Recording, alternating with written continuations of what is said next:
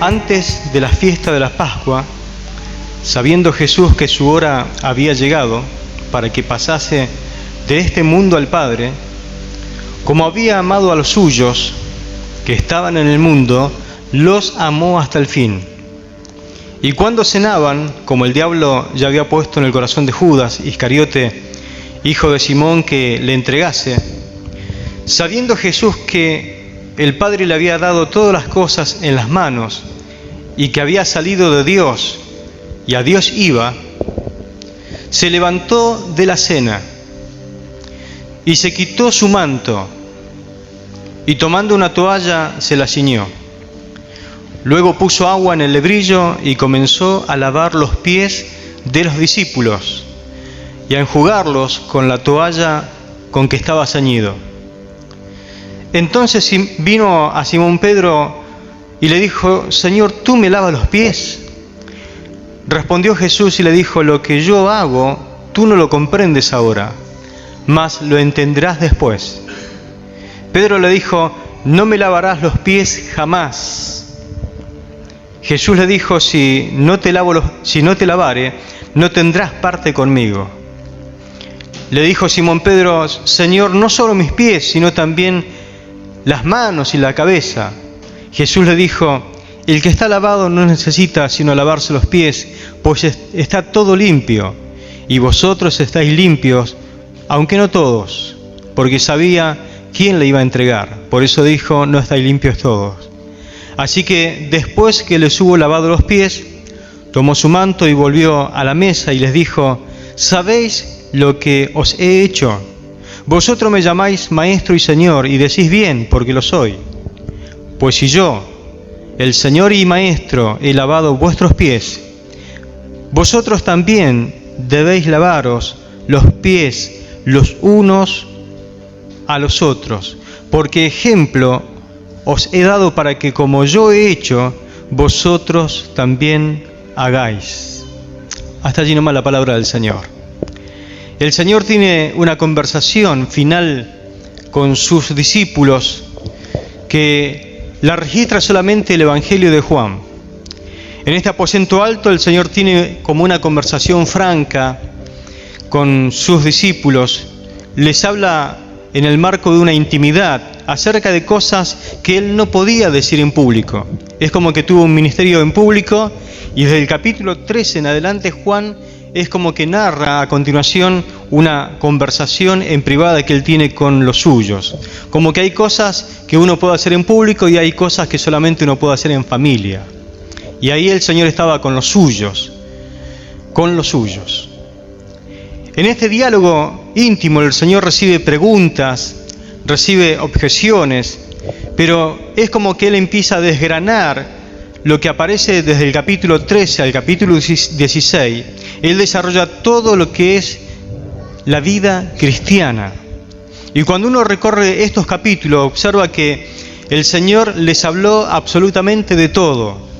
Y podríamos decir que después las epístolas que escribe Pablo, Juan, Pedro, es el desarrollo de lo que Él enseña esa noche en la intimidad. Y hay algo característico en el Evangelio de Juan. Los sinópticos, que son Mateo, Marcos, Lucas, es como que ellos tienen en mente siempre instruir acerca de quién era Jesucristo. Es decir, que el público al cual fue escrito esos evangelios tienen que ver con que ellos tenían en mente: tenemos que decir lo que Jesús hizo, lo que Jesús enseñó públicamente acerca de poner en conocimiento quién era Jesucristo, como para educar en la fe. Pero Jesús, ya cuando Juan escribe el Evangelio, vamos a decir que los otros tres ya estaban escritos. Él escribe el Evangelio en el año 90 después de Cristo. Es como que toma un carácter totalmente diferente. Él va más profundo, cuenta lo que los otros pasaron por alto, va siempre al diálogo íntimo. Solamente en Juan, por ejemplo, encontramos que él tuvo un encuentro de noche con Nicodemo, y Juan lo registra. Los otros nunca hablaron de esto. Él habla del encuentro con la mujer samaritana. Los otros evangelios tampoco narran esto. Él habla acerca de la relación más profunda que tenían con una familia, con Marta, María, con Lázaro. Él habla de la resurrección de Lázaro en un carácter también parece como de intimidad. Él habla del ciego de nacimiento. Los otros jamás tocaron estos milagros. Inclusive en Juan no hay parábolas. Viene a contemplar lo que los otros tres nunca dijeron. Podríamos decir que es el evangelio de la intimidad, donde siento como que el Señor me está hablando a mí cara a cara. Y la conversación que se desarrolla en ese momento de intimidad lo desata un hecho que también lo registra únicamente Juan. Y tiene que ver con una de las costumbres de aquel tiempo: lavar los pies. Era parte de la cultura a causa de los caminos polvorientos. En aquel tiempo no había el pavimento que hoy existe. Los caminos eran muy polvorientos, que se transitaban con un calzado que también no era el adecuado. Por más que las personas se bañaran, porque los baños eran públicos, cuando terminaban de llegar a su casa, indudablemente ellos necesitaban sí o sí lavarse los pies. Ahora, esa tarea de lavar los pies la realizaba siempre el siervo de menor categoría entre los esclavos. Se encargaba de lavar los pies a todos los que estaban alrededor de la mesa. Y es interesante ver que la cena en ese momento ya había empezado. Ellos estaban cenando cuando Jesús hace lo que él registra aquí el Evangelio de Juan. Jesús también estaba reclinado a la mesa con ellos, como todos los judíos comiendo. Hay veces que nosotros tenemos la imagen de la última cena como la que pintaron ya en la época del Renacimiento. No es nada que ver esa pintura que tenemos a lo que el Señor relata en la palabra. Los judíos inclusive se sentaban de otra forma alrededor de la mesa, no como lo pinta ese cuadro. Y el Señor también estaba comiendo juntamente con ellos, y en un momento el maestro se ciñe la toalla en la cintura, toma agua en una palangana, se saca el manto que a él lo caracteriza como maestro y comienza a lavar los pies de sus discípulos. La respuesta de ellos fue casi al unísono. Todos enmudecieron. Todos quedaron perplejos, no sabían qué hacer. Claro, tenemos que ubicarlo en la costumbre de aquel tiempo. El esclavo de menor categoría, dijimos que era el menor, era el adecuado para lavar los pies. Los amos le decían: les tenéis que lavar los pies a toda la visita. Esto era parte del protocolo de bienvenida. ¿Qué pasa en las casas que no tenían esclavo? Porque la mayoría de las familias, por ejemplo, judías, no eran adineradas, entonces no tenían ellos la oportunidad de tener esclavo. Para hacer sentir a los visitantes, ¿qué pasaba? El hijo menor era el que tenía que lavar los pies a la visita. Nunca lo hacía, por ejemplo, el padre de familia. Aunque cuando un judío podía ofrecer inclusive un servicio, vamos a suponer que un judío iba y buscaba empleo, ponía al servicio el oficio que él tenía, siempre dejaba establecido una de las cosas para que usted entienda cómo estaba catalogado esto. Puedo ser carpintero, puedo trabajar con el barro, puedo trabajar con la madera, pero nunca voy a lavar los pies a nadie. Porque eso era tomado como un hecho de rebajarse, de desprestigio en el servicio. Inclusive entre los romanos también era algo desprestigioso lavar los pies a la gente. Era una tarea que rebajaba a la persona. Por ejemplo, uno de los peores emperadores que existía era Calígula, y él, cuando le fallaba uno de los senadores que caía en desgracia por alguna cosa que hizo, lo que hacía él era que ese senador le lavara los pies a todos los otros senadores, para hacerlo sentir mal, para hacerle vivir un ridículo, para hacerle sentir que había caído a una terrible desgracia. ¿Por qué? Porque era la labor de los menores, era la labor de los siervos, pero de menor categoría. Por eso cuando el Señor hizo lo que hizo, de repente todo quedó perplejo. Este fue un hecho increíble en aquellos tiempos, casi hasta imposible de transmitir. Cuando uno quería exaltar la persona de Jesús, cuando uno quería hablar de su Señor, los padres primitivos, los padres de la primera iglesia, pasaban por alto este hecho, porque inclusive no sabían cómo transmitirlo a sus discípulos. Directamente iban a la alegoría, a lo que el Señor quiso enseñar en ese momento. Pero en verdad que esto fue un hecho, fue un acto que el Señor hizo. Era tan difícil de explicar que directamente ellos iban a la enseñanza. Los discípulos en ese momento estaban atónitos. Inclusive, note lo que hizo Pedro. Pedro no quiso que el Señor le lavara los pies. Jesús le aclaró que si él no hacía con él lo que estaba haciendo con todos, no tendría parte con él. Entonces él accedió. Pero Pedro, como siempre en los evangelios notamos que primero habla y después piensa, él habló y le dijo: Señor, no me vas a lavar los pies. Después el maestro, cuando termina de lavarle los pies a todos, se sienta nuevamente a la mesa con los discípulos, los llama y le pregunta: ¿ustedes aprendieron la lección que yo les quise enseñar? Porque de nada vale si el Señor hace semejante lección y después no se aprende la lección, para nada sirve, ¿no? ¿Aprendieron la lección que les quise enseñar como maestro?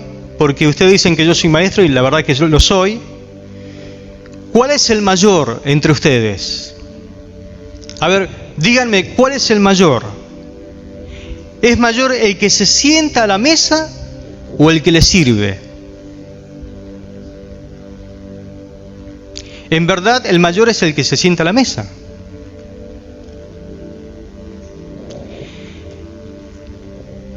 Bien, yo estoy entre ustedes, entonces, como el que sirve, porque yo los traté a ustedes como aquellos que están sentados a la mesa. Tomé la palangana con agua, me puse la toalla al costado y le comencé a lavar los pies para que ustedes entiendan que yo, siendo el maestro y el Señor de todos ustedes, me hice sirviente de todos ustedes. Los traté como si fueran mayor que yo. Lo que les había repetido una y otra vez a los discípulos a través de enseñanzas, en ese momento Él lo confirma con una acción. Es como que cierra el ciclo de todas sus enseñanzas con ese hecho.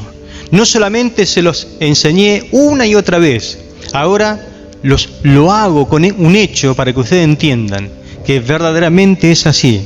Jesús les enseña que la vida es una vida de servicio. Repito, porque esto es también para nosotros. Tu vida y mi vida es una vida de servicio. Tenés que vivir para servir. Tu vida, si estás vivo, es para utilizarlo para el servicio. Y en ese momento él se estaba sirviendo. El mayor se sienta a la mesa y el menor sirve. Yo vine a servir. Una y otra vez el Señor lo había dicho. Jesús quiere un pueblo no de discípulos sentados esperando que lo sirvan, sino un pueblo de personas que tomen la toalla y sirvan a los demás. Jesús le pregunta: ¿aprendieron la lección?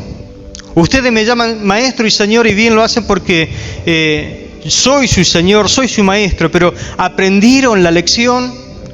Porque yo no dejé de ser su maestro por más que hice lo que en este momento le hice. Yo no perdí mi dignidad, la dignidad que me dio el Padre, la dignidad que ustedes reconocen en mí. No he perdido nada. como diciendo, no se me cayó nada por hacer esto. Ustedes también deben lavarse los pies los unos a los otros, porque ejemplo les he dado para que como yo hice, ustedes también hagan. Entonces el servicio es una actitud que debe caracterizar a todos aquellos que se llaman o pretenden ser hijos de Dios y a la iglesia en general. Entonces no estamos para ser servidos, sino para servir. No estamos para ser atendidos, sino para atender. No estamos para ser bendecidos, sino para bendecir. Estamos para transmitir cosas, estamos para dar cosas. El Señor puso en ese momento la enseñanza en acción y creo que por lo menos dos cosas nos enseñó esa noche. En primer lugar, nadie tiene que sentirse superior y buscar su propia exaltación.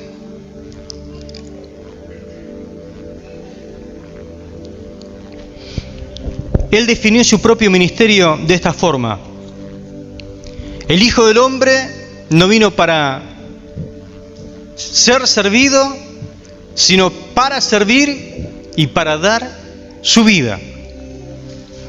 El hombre en todos los tiempos, siempre es una característica, busca su propia exaltación.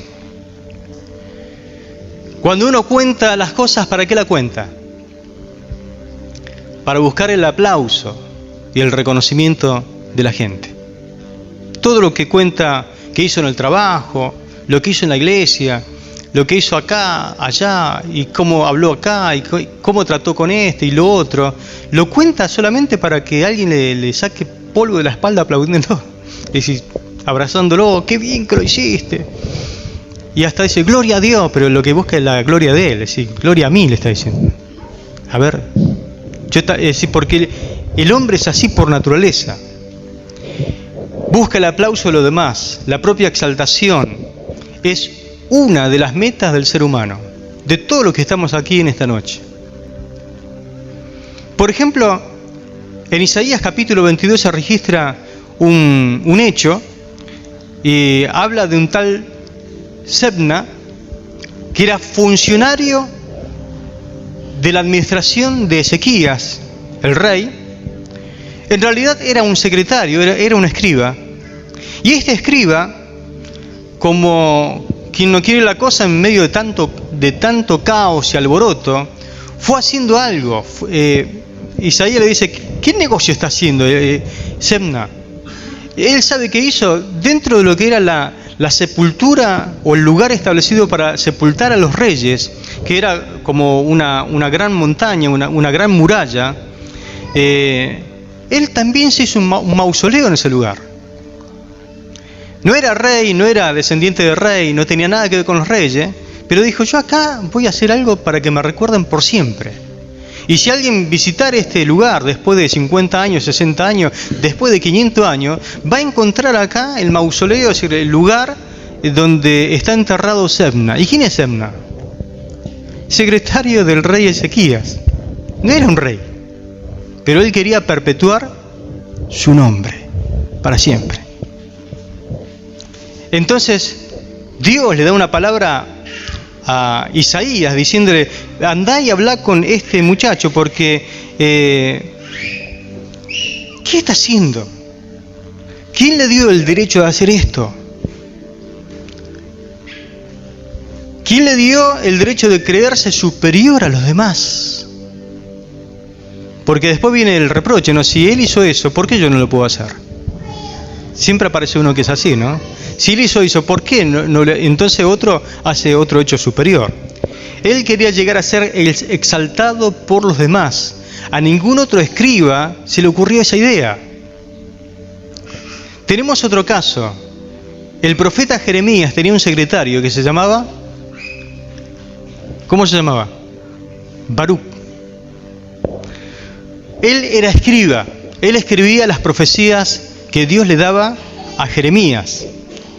En una oportunidad, por ejemplo, Jeremías tenía prohibida la entrada al palacio del rey y él llevó en nombre de Jeremías las profecías de Jeremías.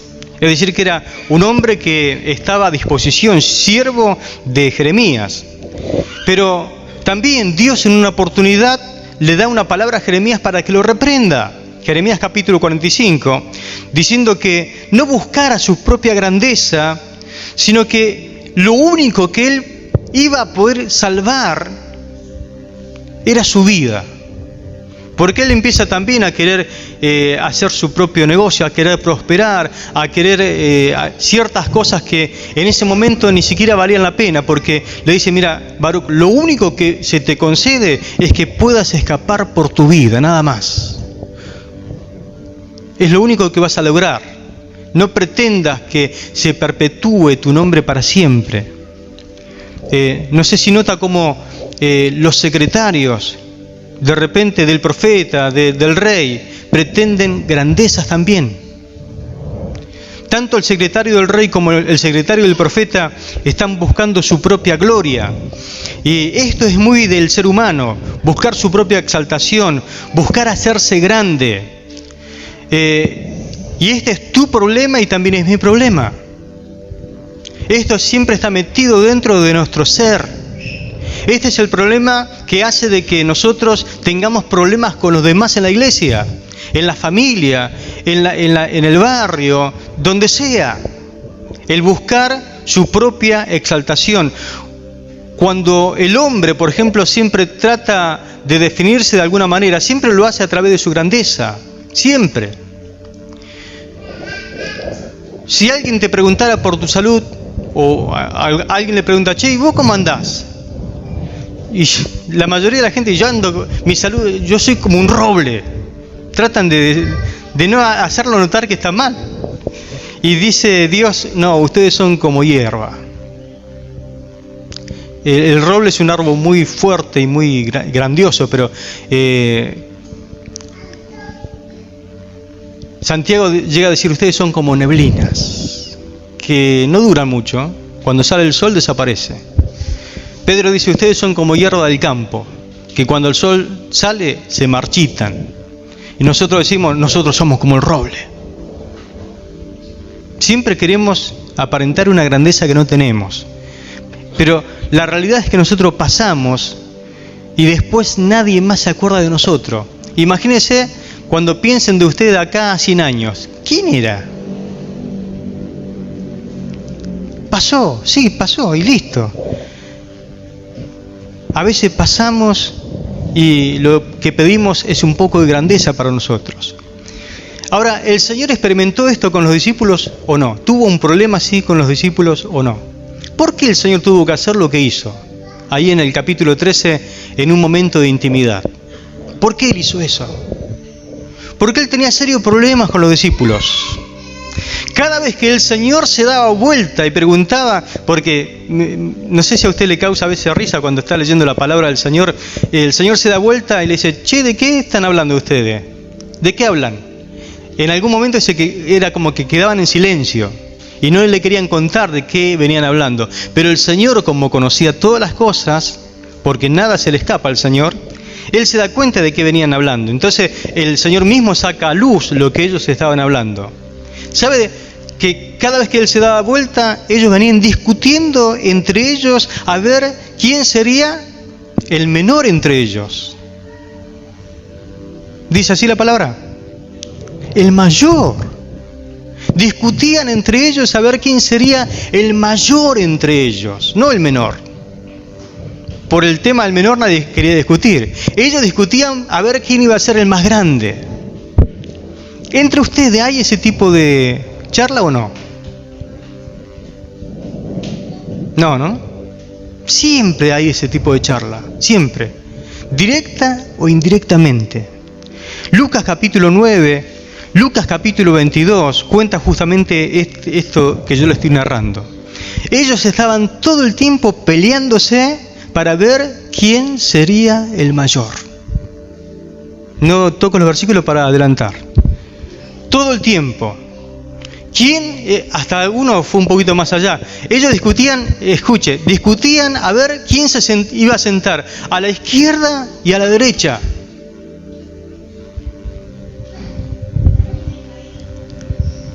Y los otros 10 enojados, ¿por qué?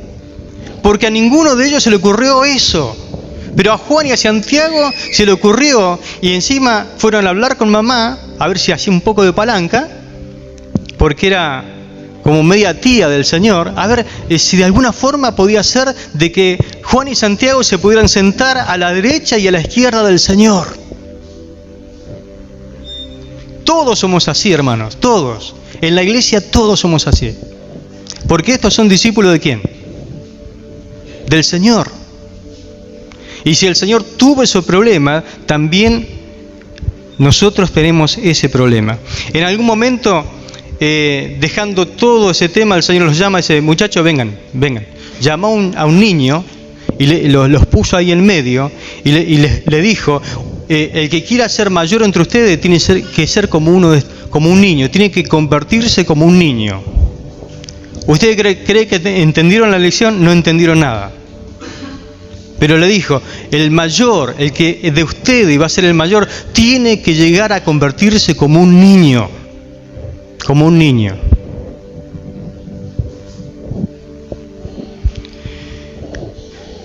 Como el que sirve. Le está diciendo acá hay que poner todo el tema del mundo al revés. Los principios nuestros, los valores nuestros tienen que ser contrarios a la de esta sociedad. Debemos pensar, mis hermanos, este tema y trabajar para que esto no suceda en medio de nosotros. Tenemos que formar una generación que realmente no se crea superior a los demás. Y para eso nosotros tenemos que darles el ejemplo. ¿Cuántos me dicen amén a esto?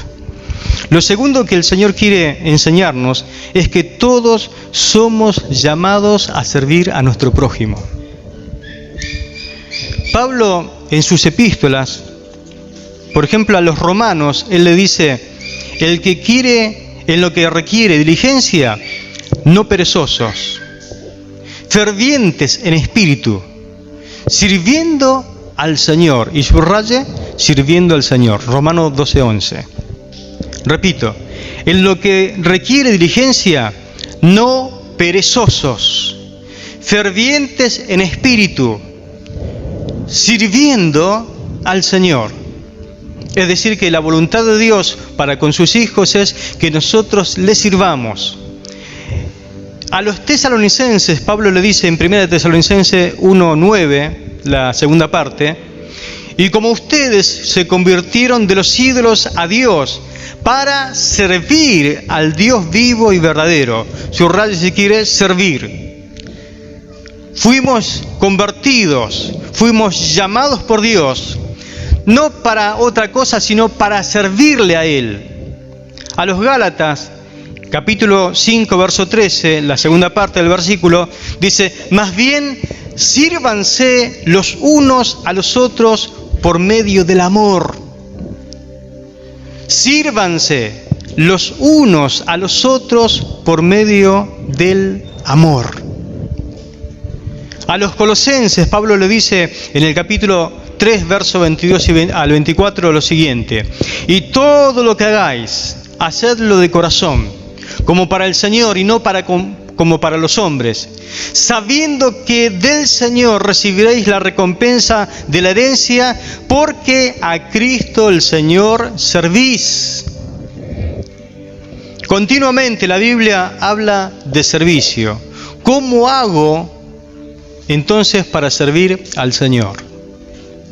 Cuando continuamente estoy sirviendo a mi prójimo, estoy sirviendo a Cristo. Cuando tiendo una mano sabiamente, entonces es cuando yo estoy sirviendo al Señor. Nosotros hoy, como sociedad individualista, porque estamos viviendo ese tiempo, lamentablemente, estamos viviendo entonces la decadencia del servicio. Hoy lo más importante no es servir a los demás. Hoy lo más importante, según la sociedad en la cual vivo, soy yo. Es mi propia persona. Lo más importante de todo soy yo. Eso es lo que enseña esta sociedad. Por eso siempre el cristianismo o la ley de Cristo va a ir en contra de lo que piensa esta sociedad. Lo más importante es lo que yo necesito. Lo más importante es lo que yo quiero, lo que yo aspiro, lo que yo busco, y de los demás no me importa nada, me olvido. Eso es lo que te enseña esta sociedad. La sociedad en la que vivimos ve al servicio como una oportunidad. ¿Para qué? Para hacer su negocio, para lucrar. No sé si alguna vez por ahí escuchó, le va a parecer algo muy familiar lo que le voy a decir. Escuche, llámenos, estamos para servirle. ¿Escuchó algo así? Llámenos, estamos para servirle. Por ahí haya escuchado algo semejante, pero le va a parecer familiar. Nuestra compañía está deseosa de servirle. Le ofrecemos nuestros servicios. Es decir, que el servicio, ¿en qué se ha convertido hoy? Un negocio, ¿no? Usted llama y después que llamó, dice, bueno, ahí le enviamos la boleta. Están deseosos de vender, no deseoso de servir. Servir es otra cosa, mi hermano. Nada se hace desinteresadamente en este tiempo. Es una sociedad individualista. Las personas no entienden, realmente no entienden el deber de servir. Estamos programados para ser servidos y para obtener ganancia cuando nosotros servimos. Cuidado que a nosotros no nos pase esto, porque también pasó en Israel. Malaquías capítulo 1, versículo 10, dice que, por ejemplo, el profeta dice, ¿quién también hay de vosotros que cierre las puertas o alumbre mi altar de balde? Como diciendo, che, pero nadie quiere hacerlo de balde, siempre hay que darle algo. Ya en el tiempo de Malaquías, claro, la gente hacía cola para ir al altar de bronce o a cerrar las puertas del templo y siempre algo recibía.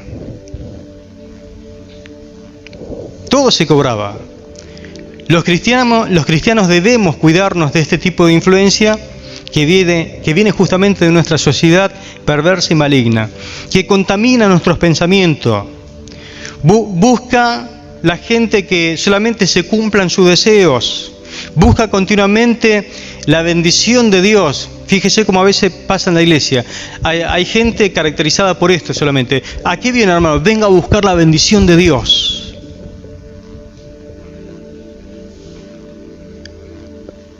¿Y usted a qué viene? Vengo por mi bendición. ¿Y usted por la bendición de Dios? ¿Y habrá alguien que venga a servir a los demás? No. Vengo a servir a Dios.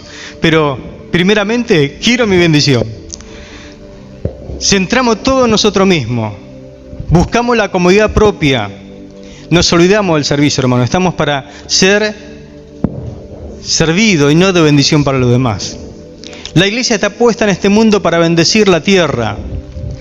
Y hay mucha maldición en medio de la tierra. Los cristianos no podemos encerrarnos en nuestros templos como que ya nada nos importa y solamente venimos a buscar la bendición de parte del Señor, la que Él preparó para mí. Jesús tuvo que enseñar en aquel tiempo, y creo que también nos enseña a nosotros en este tiempo, el sentido del prójimo. Siempre hay alguien próximo a nuestras vidas para que nosotros podamos servirle. Veo lo que dijo Jesús, lo que yo hice, ustedes también tienen que hacer a los demás.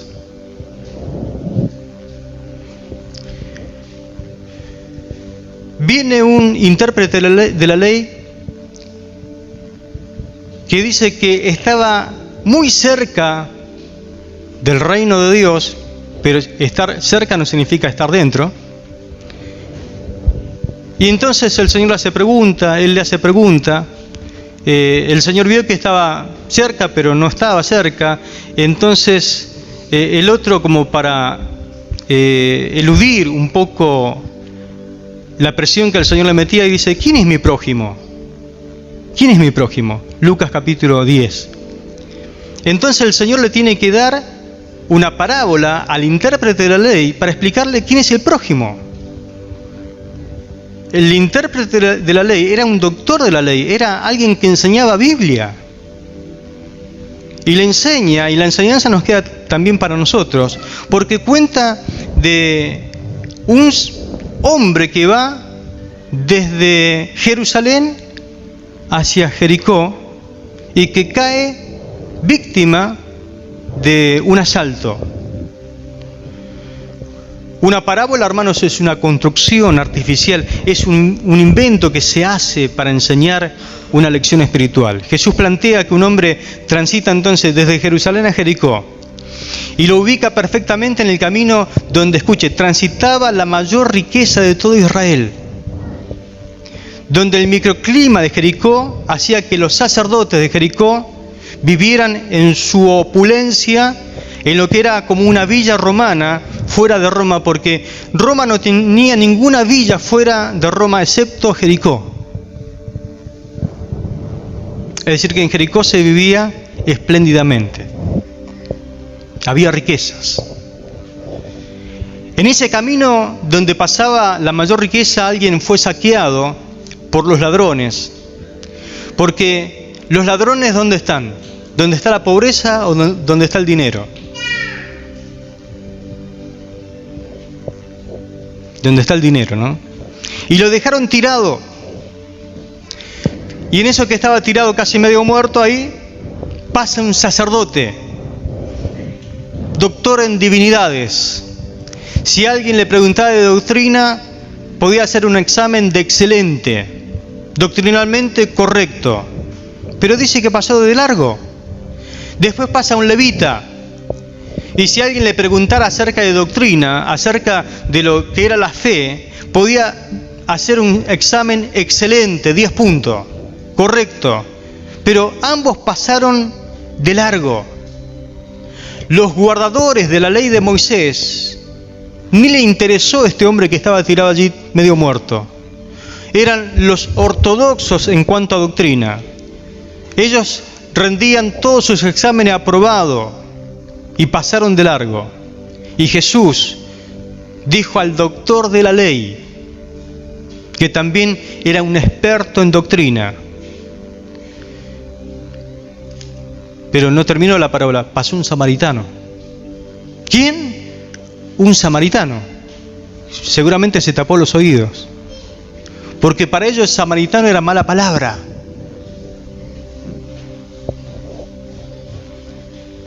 Pero un inexperto en la ley, porque ellos no tenían toda la ley. Lo único que ellos leían era el Pentateuco, nada más. Si le tomaban un examen sacaba un 5. Medio raspando por ahí, ¿no? Pero lo vio caído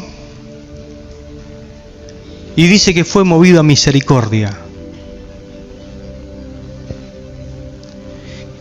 Y para el Señor y lo mira a los ojos al escriba, a este doctor en la ley, y le dice, ¿quién te parece que fue el prójimo de este hombre? Entonces, el que conocía en doctrina o aquel que no conocía doctrina, aquel que podía hacer un examen de 10 en cuanto a la teología, o aquel que le tendió una mano. Y el doctor en ley, fíjese la respuesta después en el capítulo 10 de Lucas, ni siquiera dijo samaritano cuando respondió, sino que la respuesta de él fue el que usó de misericordia. No dijo el samaritano, porque para él iba a ser como decir una mala palabra si decía samaritano. El que usó de él, el que usó de misericordia. Pero Jesús le enseña algo bien fuerte y muy importante, ¿no? Tanto a él como para nosotros. Ser cristiano entonces no es tanto que tiene que ver, si bien tiene que ver, pero no tanto, la forma de creer, sino la forma de vivir. Es decir, que debemos impactar a nuestra sociedad con nuestra forma de vivir. Si bien lo que creemos es esencial y tenemos que darle mucha importancia, el Señor dice también tiene que ir acompañado, aparte de lo que creemos, la forma en que nosotros vivimos. El cristiano se caracteriza porque el creer siempre se transforma en obras. Si la fe que nosotros creemos, todo el paquete de fe que deberíamos creer, no se transforma en obras, jamás, entonces nuestra fe, dice Santiago, es muerta. Esa fe no sirve. Si lo que crees no te lleva a servir, no servís. Usted puede conocer toda la doctrina, usted puede conocer todos los principios bíblicos, puede poseer los mejores valores cristianos, pero si todo eso no afecta a su vida, usted no sirve para nada. Era lo que el Señor le decía al intérprete de la ley, ¿no? Pero también nos dice a nosotros. Hoy necesitamos cristianos que estén profundamente impresionados con la palabra, pero que también esa impresión que tienen se transformen en obras. Que Jesucristo se vea en la vida de los cristianos, porque Jesús justamente fue eso. Él habló del amor, pero fue el amor en acción. Él habló de la fe, pero sus obras hablaban de fe. Él era el Hijo de Dios, pero se movió constantemente representando a Dios. Los cristianos tenemos el deber de mostrar a Jesucristo constantemente. Amén. Con esto no dejo de reconocer la importancia que tiene la doctrina, pero les digo que uno puede estar lleno de doctrina e irse al infierno. Hay mucha gente que va a la perdición y tiene la doctrina correcta. Necesitamos que la doctrina se transforme en obras. Jesús dijo a sus discípulos: ustedes están para servir. Y si yo, como maestro, me inclino a lavarle los pies, saben que le estoy diciendo que ustedes también deben salir a lavarse los pies los unos a los otros. Y hay muchísimas necesidades en este mundo y el cristiano tiene que salir a atender esas necesidades. La iglesia de hoy es como que siempre se está volviendo a sí misma. Es como un círculo sin fin. Es una iglesia autorreferencial, donde la preocupación siempre está en lo de adentro, en mí, y nunca en los de afuera. La iglesia tiene que salir a las calles, tiene que ver el dolor de la gente, tiene que atender las necesidades, que lo haga a Jesús siempre presente en la sociedad y no solamente encerrado en un templo de 4 paredes los domingos o los sábados cuando se le antoja venir. La iglesia tiene que estar activa, que realmente muestre el amor de Cristo por la gente. ¿Hay necesidad en este mundo? Hay muchísima necesidad. Pero la iglesia tiene que salir a suplir esas necesidades. Tenemos que abrirnos a la sociedad donde está la verdadera necesidad. Hay que vencer, claro, muchos prejuicios, pero hay que abrirse a la comunidad para que la gente entienda dónde realmente está Jesús. Amén. Siempre quisimos como iglesia que la comunidad acceda al templo. Por eso es que tenemos actividades y siempre tratamos de no cerrarnos, sino de abrirnos. Que las mujeres inviten a las mujeres de la sociedad y aquí se le ministre y se le lave los pies. Que los jóvenes tengan esa capacidad de abrirse para que puedan recibir a los jóvenes que están maltratados, hechos pedazos, y acá haya gente que le ayude a encontrar al Maestro. Y con un montón de cosas que a veces uno plantea como un beneficio para que la gente pueda encontrar una puerta abierta en el templo y no que nos vean como algo muy cerrado. Por eso hemos tenido lo que hemos tenido.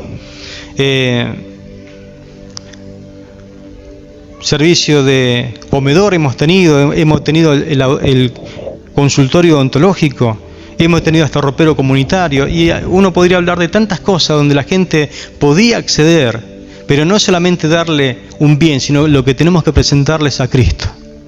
Amén. Recuerde que un día vamos a estar frente al Señor y el Señor va a hacer unos cuantos planteos. Cuando estemos frente al Señor, dice la palabra en Mateo 25, entonces el Rey dirá a los de su derecha: venid, benditos de mi Padre, heredad el reino preparado para vosotros desde la fundación del mundo, porque tuve hambre y me diste de comer, tuve sed y me diste de beber, fui forastero y me recogiste, estuve desnudo y me cubriste, enfermo y me visitaste, en la cárcel y viniste a mí. Entonces los justos le responderán: Señor, ¿cuándo te vimos hambriento y te sustentamos, o sediento y te dimos de beber? ¿Y cuándo te vimos forastero y te recogimos, o desnudo y te cubrimos? ¿O cuándo te vimos enfermo o en la cárcel y viniste a ti? Y respondiendo el Señor les dirá: de cierto os digo que cuando lo hiciste a uno de estos mis hermanos más pequeños, a mí me lo hiciste. La grandeza del servicio. Amén. Que el Señor nos ayude, mis hermanos, a convertirnos realmente en lo que el Señor quiere que nos convirtamos. O somos unos religiosos que no servimos para nada, o somos personas que vivimos para servir. Amén.